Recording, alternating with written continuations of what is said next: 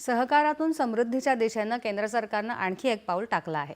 केंद्रीय सहकार मंत्री अमित शहा यांनी आज देशातली पहिली सहकार आधारित ॲपवरून वाहन सेवा देणारी सुविधा भारत टॅक्सी या सुविधेचा आरंभ केला। भारत टॅक्सी या उपक्रमातून चालक बंधू भगिनींना केवळ नफाच मिळणार आहे असं नाही, तर ते त्याचे मालकही बनतील असं अमित शहा यांनी म्हटलं आहे। देशातील सहकार क्षेत्राला बळकट करण्यासाठी आणि सर्वसमावेशक तसंच नागरी केंद्रित परिवहन उपाययोजनांना चालना देण्यासाठी हे महत्त्वपूर्ण पाऊल ठरेल असं सहकार मंत्रालयानं म्हटलं आहे। हा मंच सारथी म्हणून ओळखल्या जाणाऱ्या मालकी संचालन आणि मूल्य निर्मितीच्या केंद्रस्थानी ठेवेल असं मंत्रालयानं म्हटलं आहे। भारत टॅक्सी सेवा शून्य कमिशन आणि अतिरिक्त शुल्कमुक्त किंमत मॉडेलवर कार्यरत राहील। यामध्ये नफ्याचा थेट लाभ चालकांना मिळणार आहे।